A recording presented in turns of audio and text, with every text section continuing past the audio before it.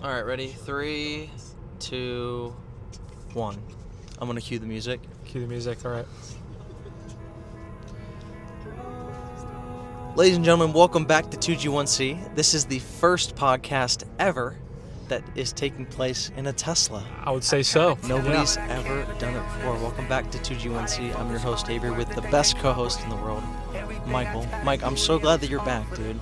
And currently, car's driving us, but I gotta pay attention a little bit. But yes. we'll still be engaged. Yes. So, and Mike, where are we going? We're going to New Jersey for work. New Jersey for work. And if you guys don't know, we're golf caddies. I know I talk about that every single episode, but we're on our way to New Jersey for work. And the people in the back, this is Andrew and Eric. They're betting on German darts. Yeah, you see what's up?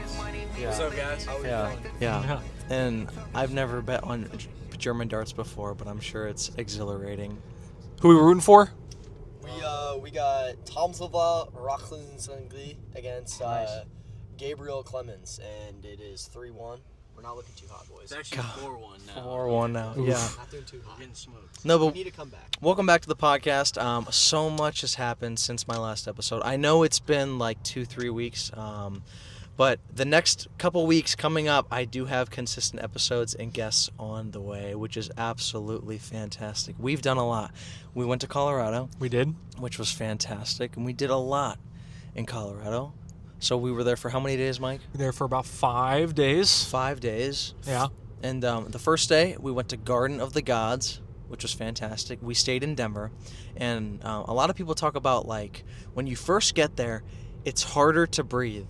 And I felt that. It was a little thinner. Yeah, for sure. Yes. A little short-breathed early. Yeah. Yeah, just like that. And so after our first day at Garden of the Gods, it was an easier hike. So I wanted to ease us in to what we were doing the next 2 days. We were going to climb 14ers, which means peaks over 14,000 feet. There are 58 of them in Colorado. Fun fact, 58 peaks over 14,000 feet.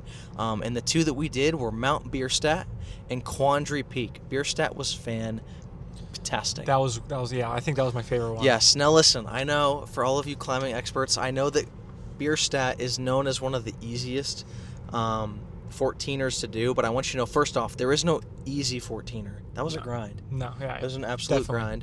grind. And then also, it was fantastic, dude. I loved, like, Bierstadt more than Quandary, even though it was the easiest one. It had, like, an aura to it. Because you took, like, this, like, secret back road to get to the trailhead. Bierstadt was a lot more scenic, in my opinion. Yeah. Quandary was Quandary was a dig. was a hike. A dig. But we saw mountain goats, and it was really cool. And Mike screamed on the top of Quandary and scared this lady coming up. Yeah, we didn't think that one through, but it's okay. Yeah, this lady walking up, she did, like, emergency evac for, like, what was it, like, skiing and stuff? Yeah. And then Mike was, like, screaming just to, like, hear the echo. Because we conquered, the mountain or whatever. Yeah, and then she got really nervous that something happened or whatever. But Colorado was fantastic. And this is the one thing I took away is, remember when we were on the top of Bierstadt and we were, like, above everything? And those, like, group of 4 other guys came up top? Yeah. And it was Shortly like... after, yeah.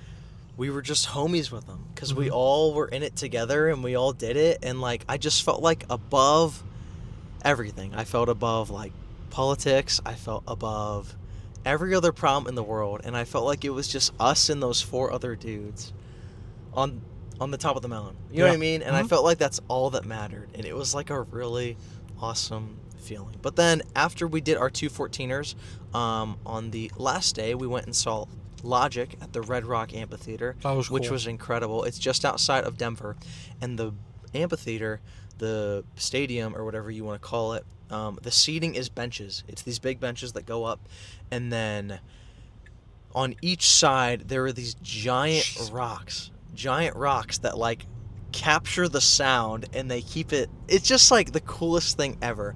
If you want to know what it looks like, it's Red Rock Amphitheater, just outside of Denver, and that was incredible, dude.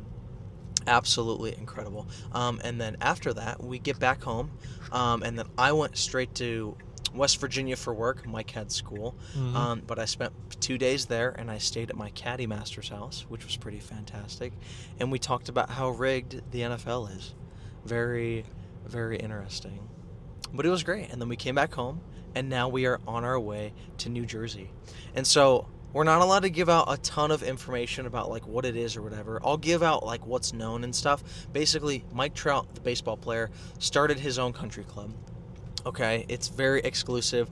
Tiger Woods designed the track, and we now have the opportunity to go and caddy. And I got to see Mike Trout. I didn't talk to him, but I saw him slice a ball probably 100 yards right. I heard he hits it pretty far. He hits it very far, but I don't think it goes like straight at all. Okay, yeah. Yeah, but no, it's So a that, really that's why it's designed the way it is. yeah, very wide open. Yeah. But no, life is really, really good. I'm sorry that I haven't been putting out a lot of episodes lately. Like I said, we were in Colorado, and then I had something last week and all that stuff. But now we're back. Mike, there's a bunch of things that I want to touch on today. First off, okay, when it comes to Colorado, right? I feel like we've been a lot of places. Mm-hmm. You know what I'm saying? When it comes to Colorado, LA, we've lived in Florida, we're going to New Jersey. Where would you rank Colorado out of like, I would say all the places that we've been? Would you put it above LA?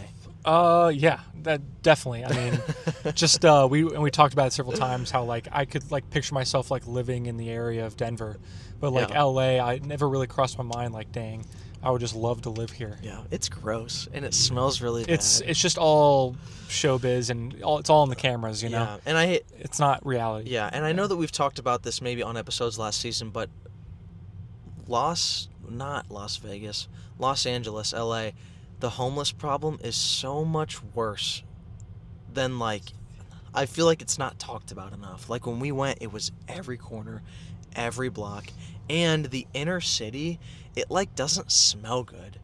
Like No. like I don't know if it's the homeless thing or the sewage thing or whatever, but it doesn't smell good. I loved LA, don't get me wrong. It was one of the coolest trips that I've ever been on. Some very nice parts of LA.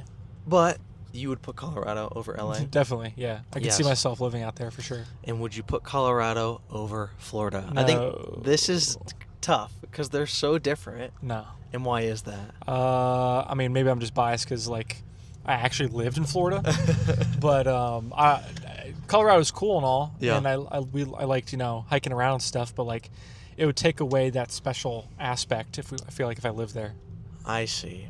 Like quantity kills luxury. Like it's just If like you were there every day. Yeah, like it would just be a background picture. Like it's just mountains. It doesn't mean anything to you. Yeah. Okay, I get it. So you would want to keep the magic there. You Yeah, wanna keep like it fresh. purposely travel there to go hike and stuff. Yeah. I think would be a little more meaningful and Yeah, special. I disagree completely. I honestly think that Colorado would be the coolest place on the planet to live, and the fact that like there are like cribs and houses all up in the mountains and all over the place Yeah, true. is sick. I mean, they're like polar opposites. Florida and Colorado, polar opposites. There was this little like mountain town, Georgetown, at the base of Bierstadt, that is just it's this little rinky dink. They got like a town square, a gazebo. Do you get the vibe I'm going for? And it was like really cool. And I could see myself living in a place like that and like The little towns like that at Yeah. the bottom of the mountains. and just like I don't know, like getting some like mountain goats and like Yeah. milking them. Oh, and, so you want to like drinking the milk. you want to lay low out there. Yeah, like I want to be Yeah. like maybe not like smoking weed laying low, but I want to like get a beard and like you know what I'm saying and like just chill. Yeah. You know what I mean? Mm. But no, I think it was one of the best trips that I've ever been on in my entire life, and I'm so glad that we went. One of the things I wanted to talking about great uses of time. Doom scrolling has been one of the things that I've been struggling with lately. I know. Okay. What a gnarly transition. And I watched this video, Mike, and I want to like get your emphasis and kind of thoughts on this, okay? So you're a doom scroller, like most people are. Everyone scrolls their reels. You Yeah. you doom scroll? Yeah. And I think like it's very common. I think almost everyone does it. I looked at a statistic. Approximately 85% of people scroll for at least an hour a day. Okay. Isn't that crazy? I can believe Isn't that. that crazy, bro? It's like the first thing people do when they wake up, last thing they do when they go to bed. And Yeah. so I'm going to be very honest with you guys. I've been feeling very convicted lately. For the longest time, I haven't really felt my faith or just like I'm doing the right or wrong thing or whatever. Look, there's like a horse and buggy It's an Amish carriage, which buggy, is pretty yeah. insane. But I've been praying a lot just about like wanting to feel conviction about something. because I feel like I haven't felt my faith a lot lately. And today and yesterday, I woke up and I felt it, and it was really it's weird to describe, but doom scrolling is one of the things I felt convicted about, and I'll tell you about it. I watched this video, and it talked about if you watch this video, you'll never doom scroll ever again. And so it talked about what about the videos is so addicting, right? Mm-hmm. And one of the pictures they kind of put in your head, this one guy, he was like, it's like a slot machine, and every time you swipe, right? It's like, well, what's gonna happen next? What am I And gonna like see you know how next? slot machines like rotate Yeah. and like you know what I'm saying? So if you swipe, it's like a slot machine and you're waiting for what comes up next. And the addictive part of it is that this is what he said, psychologist Avery, here we go. When you look at each of these videos, viral videos elicit a emotional response. If something is viral, right? So say it's like a sad video of an animal, or like it's a super happy video of a little kid's birthday. Do you Sure. get what I'm saying? Yeah. And so your body wants to feel emotion. And when you look at all these certain things, you're always feeling emotion, okay? And so this hyper exposure to multiple emotions very quickly, that's what makes people sensitive, okay? If you think about the word emotion, okay? Emotion, something that you feel, it inspires behavior. Emotion, it inspires motion.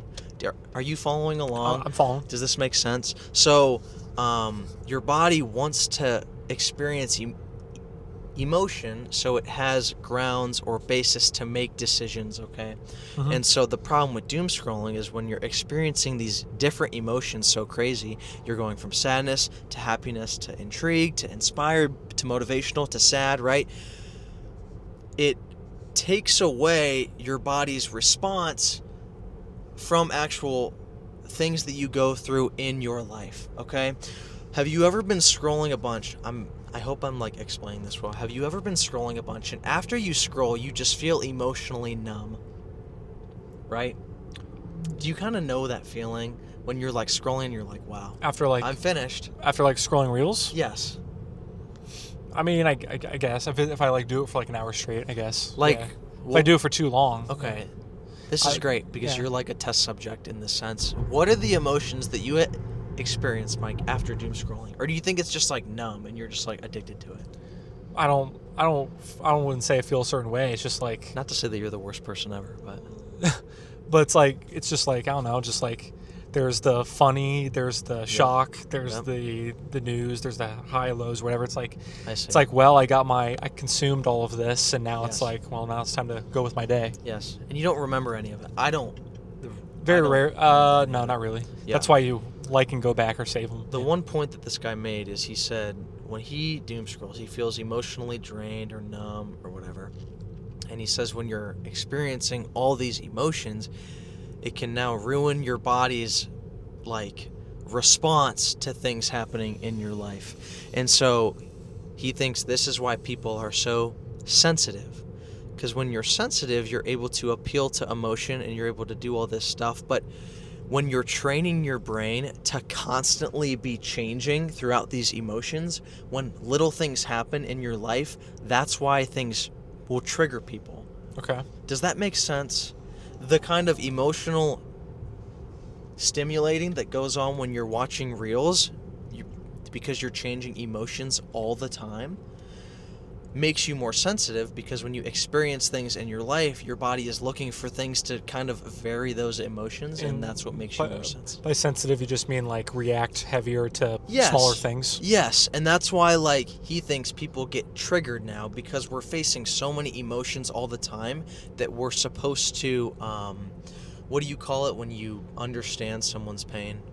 When you When you have empathy. empathy. When you experience empathy to all these different situations, when little things happen in your life, then that empathy thing kicks in, but it's because it like triggers you. Does that make any sense? I guess so. Yeah. And so I hope I explained that okay. I know I like beat it to death, but so one of the things that I felt really convicted on lately is I don't want to doom scroll anymore. I'm done. I'm not doing it because I honestly feel like it's such an incredible waste of time. I mean, think about it. Like, I'll tell you this story. When Reels first came out, my mom was like, I don't think I'm going to read books anymore. And I'm like, Mom, what are you talking about? She's like, I just get all my information from Reels. It's true. Is it though? That's how everyone gets like the news from social media now. You know? Yeah, but like it's cursed. Well, yeah, but like that's just like reality, you know? Like most Yeah. people get their news from Instagram and whatever. Yeah. You know? The 30-second reels. I guess you're right. Do you think there's a positive side to watching Reels? I guess it could be the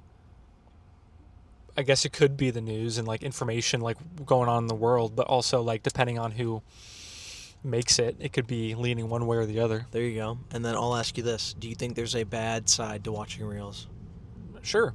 Yes. And that is what? Of course. I mean, it depends what avenue you go down, right? You could go down stuff that like maybe it's not familiar to you, but it's like I never thought about this thing that way, and it's like then you kind of like question like, you know what I mean? Without any specific examples. Yeah, like it's just anti-Semitic propaganda sure. on Instagram. To be more specific. Yes, Sure. because that's a thing now. To be sure. Yeah. Like it's a very big thing. I saw this stat, and this is kind of what I was getting at. Is like, I'm gonna make this point, and then we're gonna switch because I don't want to get into this a ton. Our generation, Gen Z, is the most anti-Semitic generation. Not that we're that. I'm just saying. Next topic. Is that where we're gonna leave it? Okay. Yep. Yeah. Next topic, and check it out. I'm gonna switch like crazy. Okay. Right after I made the last episode that came out with Gabe, Charlie Kirk was assassinated. What an incredible switch. You know what I'm saying? I know. I'm getting there. Sorry. Professional podcast. What an incredible switch. Yeah. Yeah, I know. Good, I'm nice. getting there. Yeah. And I kind of want to talk to you about this and stuff, and this is one of the points I wanted to make. Charlie Kirk was assassinated. If you don't live under a rock, then you obviously know this took place. And so me and my buddies got into this conversation, and my buddy was like, Avery, if God is great, then why did Charlie Kirk get assassinated? You know what I'm saying? If he was an evangelist for Christ and all this stuff. Okay? And this is the one point I wanted to bring up. At his ceremony, did you see any of that? Where like His there was funeral? No. it wasn't a funeral, but it was like a stage and people came up and they... The one at the stadium, right? Yes, uh-huh. No, I didn't. No. I And didn't so there was a stat that over, I think, 1,500 people gave their life to Christ in that thing. like in front of everybody. Yes. And not that this justifies this or whatever, but I think that if you told Charlie that, I mean, I don't know. I'm trying to make this point. If it took one for 15 people to give their life to Christ, then I feel like he's, you know what I mean? He would have done it. Do you get what I'm saying? I think I understand what you're saying. You just don't know how to say it. Yeah. Without sounding crazy. This is what I want to say. Is if Charlie Kirk dying gets 1,500 people to give their life to Christ, then Charlie Kirk is okay with that. Do you get what I'm saying? Obviously, he doesn't want to... That's the best way you could have possibly said that. Yeah. And so, basically, this is the point I made in our conversation, and I want to hear from your perspective if this makes any sense at all. And I talked about this a little bit earlier. This is what I said. I said, if everything was perfect, if life was perfect, if there wasn't anything wrong, right? If there was no sin, if there was no cancer, if there was no death, if there was no whatever, then you would be forced to follow God because you would know that everything is perfect and correct, right? But where is the love in that situation? I'm not saying this justifies bad things. This is my point. Is if you have a little, watch this, if you have a little robot dog, okay, and the robot dog runs around and it, you know what I'm saying, and it's like indestructible and whatever, like, it's not cute because it's not vulnerable. But because something is vulnerable, it gives you a chance to love it, okay? Hear me out. Okay. If life, because life is vulnerable and because life isn't perfect, it gives us an opportunity to choose to love the God that has created all this. Does that point make sense at all? Free will. Yes, exactly. And then I made the point of Adam and Eve sinned against God because God gave them, the forbidden fruit, right? Yeah, from the Like the tree was in the tree, garden and all that stuff. And I told him, I said, I think that's the most loving thing God could ever do. Why? Because it gives them a choice to love him. And I think if heaven is a pretty exclusive club, I would want people that really want to be there. You know what I mean? And not that this justifies any bad thing that happens in the world or whatever, but I think that when bad things happen, we now have a choice to make. And I think if everything was perfect, we wouldn't have a choice. And I would rather have a choice. But does that make sense to you? Would you rather something bad happens? Would you rather, like, you have the choice to follow it or Yes. fight against it? Yes. Okay. Or maybe not fight against, but have no choice at all. Okay. Yeah. Does that make sense what I'm saying? Yeah, I hope, I'm following. the person listening, if that makes sense to you at all. And that's kind of like where my head has been lately. And I know that's like a really gnarly thing to think about, but one of the points they made at church is they were like, they talked a lot about Jesus coming back. That was in my trailer for this season. And so much of my thought has been like, there's a lot of verses in the Bible that talk about like none of this matters and all that stuff. And I really have just been thinking about like, what's my life's purpose? And like, you know what I mean? It's bigger than just trying to make money, and it's bigger than trying to just do all this stuff. You know what I mean? Yeah. And so that's kind of where I've been, and so I've been asking to feel conviction just about doing the right thing and all that. And not that my life is bad. Life is absolutely fantastic. But like, that's where my head's been, is it's been very gnarly. But life is really good. No, absolutely. You know what I mean? So Doing a lot of great things. yeah, but we're going to pivot again. Trout Okay. National. Oh, okay. Yeah. So the course that we're going to, we were there last week. Uh-huh. And you like it? And it's the real deal. Yeah. We've talked about last season about where we are in Florida and And where we how want to great go it is next summer. and all that, but like this is like the real deal. Yeah. It really This is. the creme de la creme. I don't know what's public, what's not. I don't know if they're weird about that stuff yet or not because it's not technically open. I don't Yeah. know. Don't want to risk that. Yeah. But it's awesome, dude. it's awesome. It's the real deal. It's a really good opportunity in terms of a job for us Yeah. and for just experiencing another kind of angle of what has been brought to us.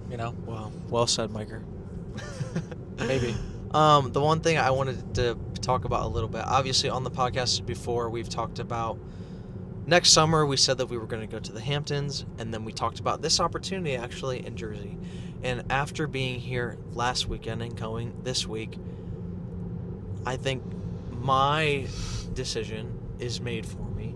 New Jersey is fantastic. Now, it's not Naples or the Hamptons, okay? The city isn't incredible by any means or whatever, but Trout National is a fantastic place to work. Yeah, definitely. And Definitely not in Naples. yeah, and I know that we've discussed some of this stuff, but I wanted to get your thoughts on this and like put it on the pod because I think it'll make it a little more clear for both of us. Is I want to move forward and I want to invest and I want to do things correctly. You know what I mean? And we talked about this. Our plan a little bit could be like moving to Jersey, buying a duplex in some sense, and then like renting it out and doing all that stuff. Mm-hmm. You know what I'm saying? The start of an empire. Yes. Yeah. Yes, I'd say so. That'd be pretty sweet. And one of the conversations that we have all the time, I'll kind of dig into your pocket a little bit, is like, you're very like, I'm not going to use the word stingy. I'm not going to use it. But like, you're very like not, I'm trying to find a way to put this, or you can put this in a way that you want to put it. I know what you're saying. You like security. Sure. You seek security. There's a certain level in my head that I like just to have in my back pocket, and I like to keep it there. Yes. And I think I can definitely, I should probably take some of that away because I'm kind of a maniac. You know what I mean? We're not the same. We are not the same. No. Well, that's an easy way to put it. Yeah. Yes, we are not the same. And I think, would a duplex or something in that sense, would that be something that you would be willing to kind of, I don't know if go out on a limb is even the right word, but like get into something like that? Yeah, because I mean, it would benefit. Well, I say benefit, but like, it would be a place obviously to stay, but also like, Yeah. it's like, there's people do it for a reason. The goal would be to rent it out and make money. People do it for a reason because they want a passive income or whatever. Yes. You know, and it's like that's one great way to do it when you have the foundation to do so. Yeah. So Okay. like, And let me ask you this: if it all went south, you know what I'm saying? Would you be okay with the fact that saying, look, I took a risk and I gave it a shot? You know what I'm saying? Because I feel like that's what you have to be comfortable with. It's like when you're going gambling. It's like if you're going to go and do something, if you say, I lost everything that I'm bringing tonight, would I be okay with that? and for the viewers, I don't really gamble. Yeah, Mike doesn't really gamble. We do like fantasy football, and we play no stakes poker at the church, which is a lot of fun. I like that. It's nice and secure. Yes, You know? yes, Yeah. and you're not losing money, which is great. I like legit gamble like once a year. Yeah, but like, if you went in and you took the risk, and it all went wrong, And it's like, how could it? I would have the conversation with myself saying, you know what, Avery, you tried. Yeah. You know what I'm saying, and you gave it a shot. You, no matter what, you'll get something out of it because maybe you'll live in it yourself. Even if you're not making anything from it, you still like have a place to be. You know. So I wouldn't say it's complete. It wouldn't be a complete loss by any means. But Yeah, and I think you learn a lesson. Yeah. No matter what. Sure. And we talked about that in one of the episode 2, something like that, where a lot of experience and things that you go through, like there is no lose. Like you either learn something the hard way, or you do really well and then you learn something the easy way. Mm-hmm. You know what I mean? Coming to New Jersey and kind of seeing it in person and all that stuff, and going to Colorado, I've kind of realized that like experiencing things, especially lately, is just so incredible, and God continues to provide every single week, dude. Every single week. And I know this sounds like crazy and stuff, but like, after praying and kind of feeling convicted about my faith the past 2 days, like, a lot of people, will ask me about it and stuff, and say like, why would you even do that? And I tell them that like, I don't stress about anything. You know what I mean? Like, even where things have gone south and everything has gone wrong, the peace that my faith has brought me is incredible. And this is how I break it down for people: is the confidence that I receive from the Lord inspires me to take risks and do big things and meet people and be outgoing, and the fruit, the experience, the great things that come from that are worth so much more than any amount of money. Yeah. And not to say that I'm like blowing a bunch of money gambling and all that stuff, but do you think the trip to Colorado kind of like, did it teach you anything, Mike? You know what I mean? I mean, I think if you want to just, if you have something in front of you and you're like, wow, that'd be really cool, or I think one day I'd like to do that, I think, why not just do it now? Yes. Yes. Right? Yes. Like, why people always have excuses to not do something. Yes. And you hear people talk about that all the time, like, oh, could have done this, could have done that. Like, this never happened, or whatever. It's like, well, why not just... Maybe that's just because we're... I don't know. I don't know if we're different by any means, but I feel like you can just go ahead and do it. Yeah, if you I really get what you wanted mean. to. There is a concept in psychology. It's called... oh my gosh. I'm so stupid. I wish I could name it for you.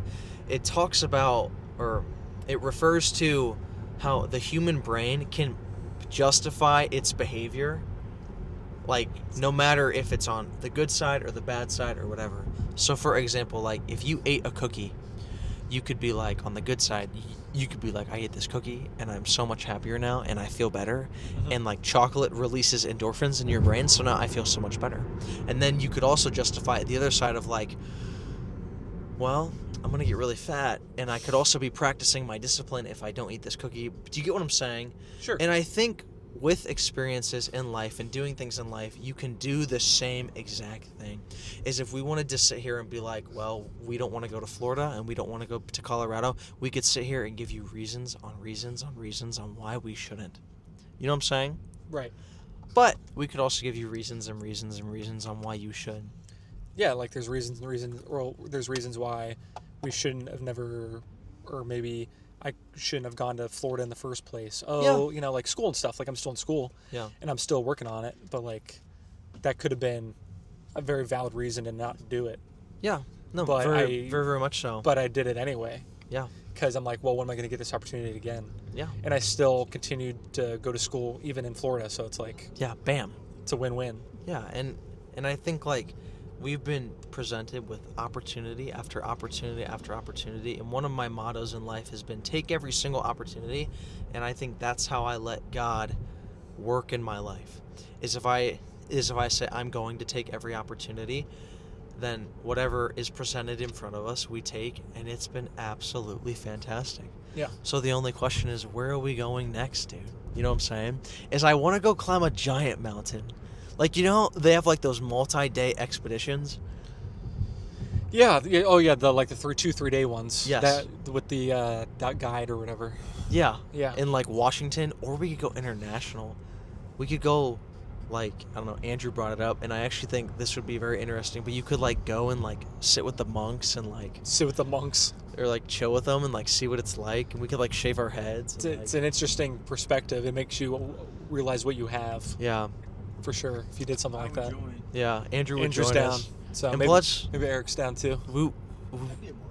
and we would get a bunch of likes on Instagram, because that's the only reason we do all this. Because that's why we do anyway. this, guys. Because I want my 120 likes on Instagram. That's right. That's why we do Yeah. it. Ladies and gentlemen, this has been 2G1C, and I know this is our first episode in the Tesla, and it's a little ghetto or whatever, but I don't think anyone's ever done it. If someone's done it, you can tag them below, and then, Tell them how much better ours was. yeah. Yeah. Or not. Or not much better. But thanks for sticking with us. Mike, I want to say personally thank you, bro. Yeah, dude. For sticking with me. We've been doing incredible things. Colorado's great. And this is just the beginning. We're going to build the empire, and we're going to... And if there are any people here looking for a home, and where's our first duplex going to be? What's the place called? Eric, help me out. What's the nice place where you're going? Naples, Florida. Millville? Millville. What's north of that? Millville. Vinland. Vinland. Atlantic Vinland. City. Atlantic City. Sure. Yeah, Atlantic City, guys. Nice duplex in Atlantic City. If anyone watching is looking for a place in Atlantic City, hit us Talking up. to the newest VIP member. Yeah, newest VIP member. Eric, do you want to tell everyone how much money you lost last week at the casinos in Atlantic City? It was between 12 and 14. $1,000. Yeah. $12,000 and $14,000. Yeah. Ladies and gentlemen, this has been 2G1C. Thanks